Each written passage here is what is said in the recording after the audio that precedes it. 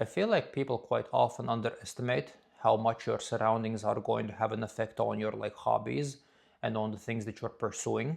So for an example, like if you're dieting and if you're trying to get into shape, if you're constantly going to have distractions at home that are not going to let you train properly, or if you're not going to have a proper kitchen, or if you're not going to have the proper tools, that is going to make you pursuing this goal much more difficult than it would be if everything would be in place. Also, for an example, like when I was younger, like 8 to 9 years ago, when I just started doing this whole fitness thing and started lifting weights and going to the gym and dieting, I used to live with my parents. And my parents were somewhat supportive of this hobby, so they would provide a baseline of stuff that I need to be able to lift weights and do these kind of things. So my mom would pay for the gym membership because I didn't have a job at the time. She would also mostly buy the food that I need, but I wouldn't really be able to be as efficient as I am now when I make my own resources, when I make my own money, and when my environment is completely tailored to me doing this. Because also yeah, okay, my mom did support this hobby of mine and she would provide me with the food that I need for the most part, but she's not going to be sitting there and fucking measuring every single piece of food that she cooks. Then on top of it, she would be okay with providing me with the food that I need for the most part, but then sometimes she's tired and she just doesn't give a fuck. And then my explanation of oh mom, I can't eat this pizza, I need a fucking chicken breast because I'm going to the gym, is not really going to suffice. She's not going to give a fuck about the size of my biceps or how lean I am. Then also on top of it, it's what is it that you can even say, because you live in a place with people that are actually paying for you.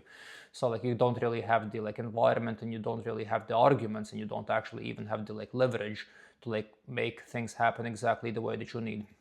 So your environment is going to play a significant role.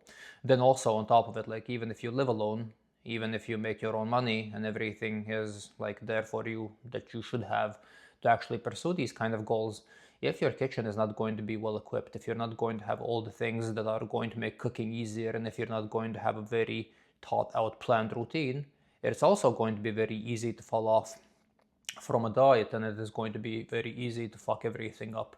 So I had a few levels of fucking up as I started doing this. So the first level was just me living with my parents and me not really being able to make them do the stuff that I need constantly. So for the most part they would, sometimes they wouldn't, and I wouldn't really have a say in it. Then afterwards, when I was in my first apartment where I lived by myself, yeah, I was a little bit better and I could control stuff a little bit more, but it was a very cheap apartment, so the kitchen was absolute dog shit. You couldn't really cook anything proper there. Then on top of it, the whole environment wasn't really all that comfortable, so it wasn't as easy to do these kind of things.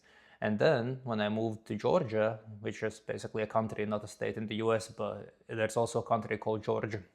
The first apartment that I lived in, that was the first real upgrade where I was already able to do stuff a little bit better. But then again, I was in a country where I'm not familiar with the language. They barely speak English and they have their own language and even their own writing, so you wouldn't even be able to read stuff. It was difficult to understand the nutritional values of foods and stuff like that. So all of these things kind of play a role into how successful you are going to be with pursuing the stuff that you're pursuing. And this isn't even exclusive to diets only. It's going to be like this with everything that you do. So for an example, if you're trying to learn how to day trade or something, you are going to need an environment where you are going to be comfortable, where everything that you need to perform is going to be there. And then on top of it, you're just going to need quiet. You're going to need silence, you're going to need isolation. And also a big one that helps with pursuing your goals that I have discovered recently is isolation. If you're not going to be distracted by other people and by chasing chicks and doing bullshit like that, you are going to become so much more efficient and so much better at pursuing the things that you're trying to pursue.